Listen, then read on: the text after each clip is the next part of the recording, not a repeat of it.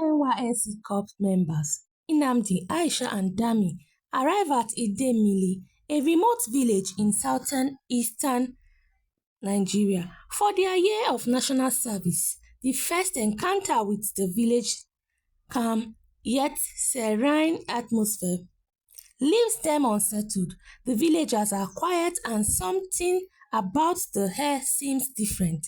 Elder Obinna greets them and tells them of the village reach, subtly hinting at the importance of the sacred river without revealing too much. He explained much about the village rich history.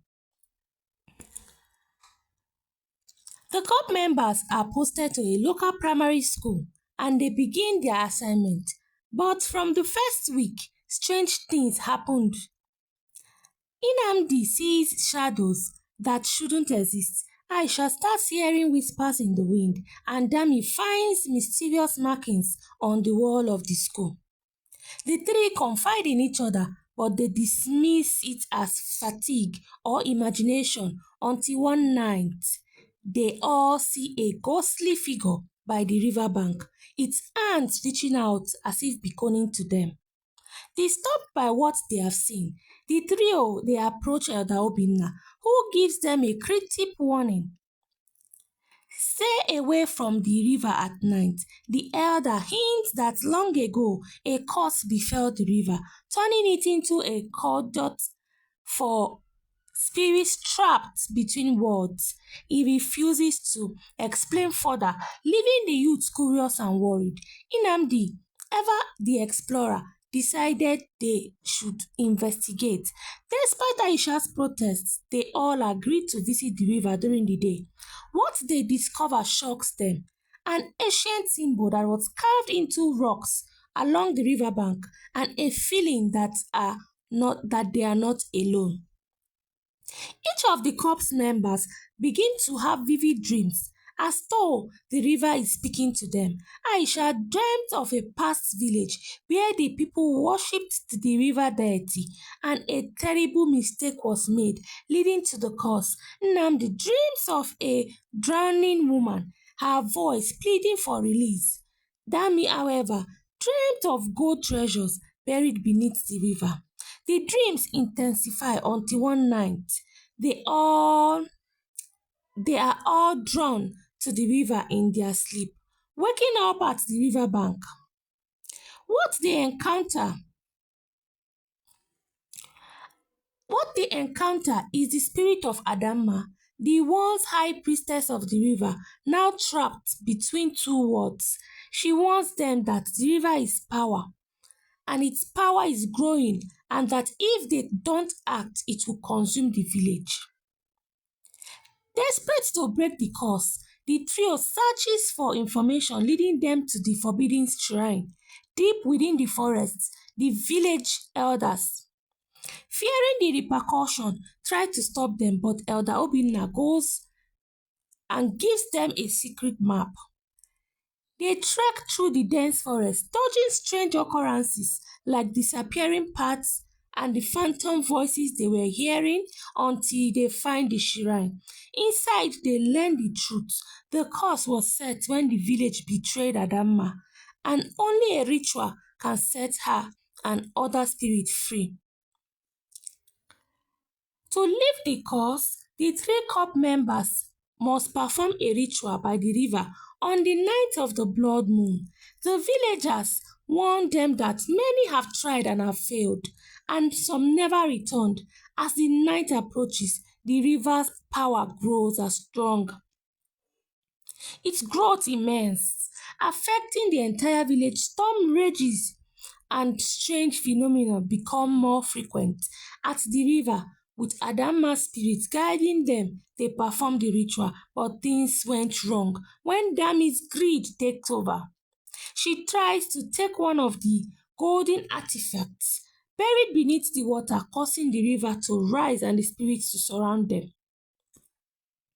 In the chaos, it becomes clear that one of them must sacrifice something precious to appease the river.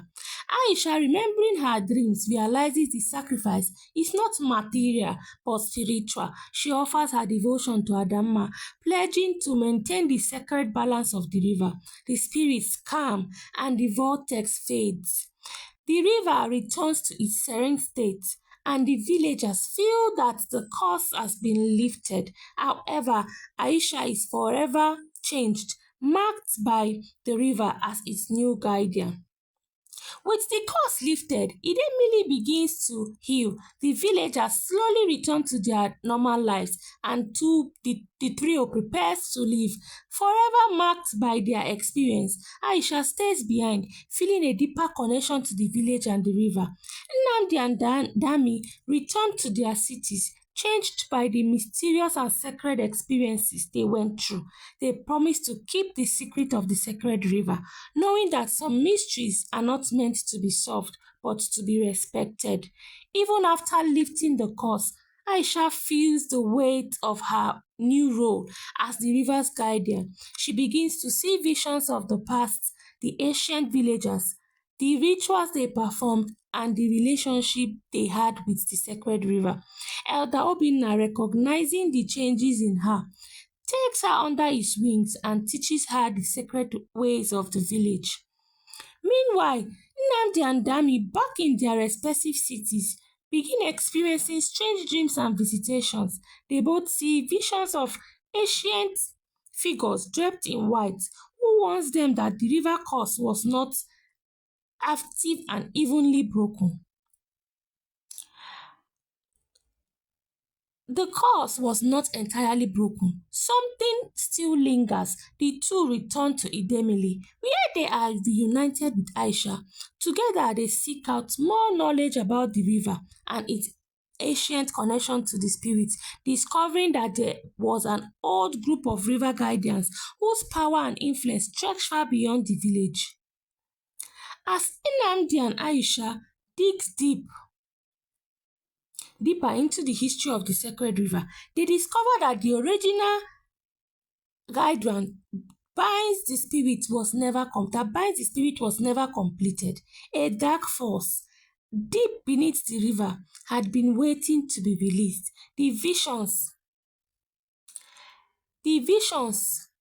and dreams they have been experiencing were not just a warning, but also signs of an awakening power. A group of secretive villagers, known as the Keepers of the Dark, had long ago tried to manipulate the river's power for their own gain. Their failed attempt cost the land, and now their spirits are stirring, trying to finish what they started centuries ago. With the time running out, the group is forced to seek help of the last remaining keeper, an old and frail woman who lives at the edge of the village. She tells them the only way to stop the dark force is to journey deep into the caverns of Idemili, where the source of the river's power lies.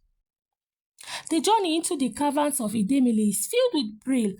The caverns are a different route of tunnels, each one more treacherous than the other one, the last, with illusions and traps designed to confuse and disorient those who enter. As they delve deeper, they encounter remnants of the old keepers, stones carving skeletal remains, and one is etched into the walls. They also begin to face their own inner demons. Nnamdi, Aisha, and Dami are confronted with visions of their past mistakes and fears, and also their regrets.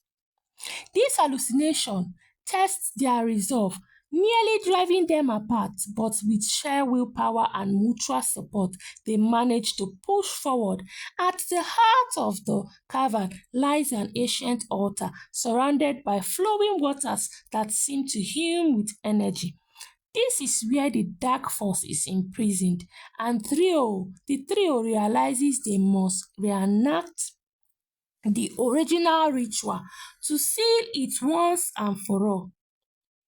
As the trio prepares for the ritual, the dark force begins to manifest. Shadows swirls around the cavern, Forming into monstrous shapes, the spirit of the old keepers arises, trying to stop the group from completing the ritual. Their twisted faces filled with rage and desperation.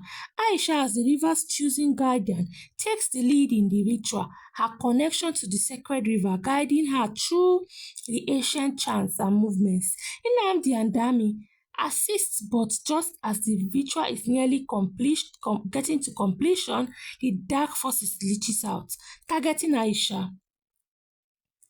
In the climatic moment, Aisha makes a sacrifice. Her connection to the outside world, she will remain tied to the river, a permanent guardian, never able to leave Idemili again. The dark force, realizing it has no power over the river, vanishes into depth, and the spirit of the keepers dissolve into nothing. The village returned to peace and the sacred river flows gently once again. Nnamdi and Dami, deeply changed by their experience, say their final goodbye to Aisha. Though she cannot leave the village, she accepts her new role with grace, understanding the importance of her connection to the river. Edeobina passes on the title of Chief Guardian to Aisha, recognizing her strength, sacrifice, and utmost willpower. Nnamdi and Dami returned to their cities. Forever they were bounded by the memories of Idemili that changed their lives. The story of the sacred river of Idemili becomes a legend that was told by the villagers for generations, but only a few know the true tale of the river's guardian. Thank you so much for listening. Please, if you've not subscribed, do well to subscribe.